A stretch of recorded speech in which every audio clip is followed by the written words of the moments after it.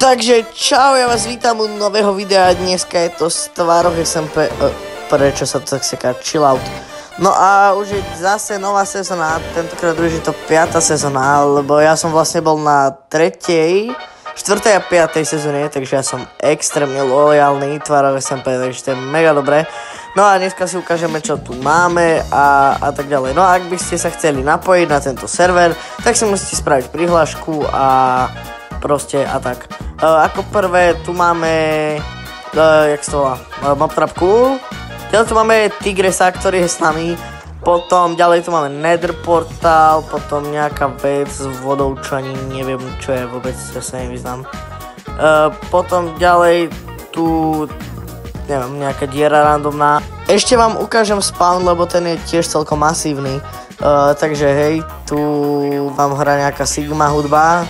Tu máte sypača, áno, krásny, ľúbkam ťa úplne, ho tu nahýtujeme. Zobud sa, haló, tak nič. Ďalej tu som si kúpil nejaký pozemok vzadu, no a ďalej ešte máme tuto nejakú randomnú pec. Môžete to prestať sekať? No a asi takto nejak zhruba vyzerá nová sezóna na Stvároch SMP 5, už je to 5. sezóna. No a ak sa ti video páčilo, nezabudni like, odber, a zvonček, koment, hej, proste klasika. Ak si to dopozrel sem, tak napíš do komentárov slovo mandarinka. Neviem, prečo ma to len tak napadlo. No a na budúce už bude normálny gameplay aj s normálnym hlasom cez mikrofón. Takže zatiaľ čau.